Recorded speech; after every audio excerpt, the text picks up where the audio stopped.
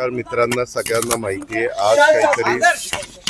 आज संध्याकाळी स्वतः निवडणूक आयोगाचे प्रमुख यांनी आपल्या 29 महानगरपालिकेच्या निवडणुका जाहीर केलेल्या आहेत. त्या निवडणुका जाहीर झालेल्या असल्यामुळं सगळ्याच राजकीय लोकांचे कार्यक्रम बदलले. आमचाही शेवटचा कार्यक्रम झाल्यानंतर मी माझ्या दुसऱ्या दौऱ्यावर जाणार होतो, परंतु मग मी इथं थांबलो. माझ्या नंतर मी सर्किट हाऊसला जाणार होतो, परंतु आचारसंहिता त्यांनी डिक्लेअर केली की सुरू होती, त्याच्यामुळे मग मी इकडं आलो. आणि इकडं वेगवेगळ्या भागातले लोक, सोलापूर जिल्ह्यातले, आमच्या सांगली मिरज कुपवाड परिसरातले, पुण्यातले, पिंपरी चिंचवडमधले असे लोक येत होते, भेटत होते. उद्या पण सकाळी 7 वाजल्यापासून मी ह्या सगळ्यांना वेळ दिलेला आहे. काहींना कुठल्या प्रभागाच्या बद्दल काही सांगायचं आहे, काहींचं वेगवेगळी मतं.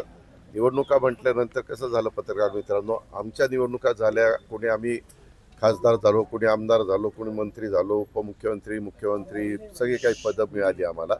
पण आमच्याकरता काम करणारे जे कार्यकर्ते त्यांची निवडणूक आहे. एकतर 4 वर्ष निवडणुका झाल्या नाही. वास्तविक 2022ला व्हायला पाहिजे होत्या, त्या 2026मध्ये आता होत आहे.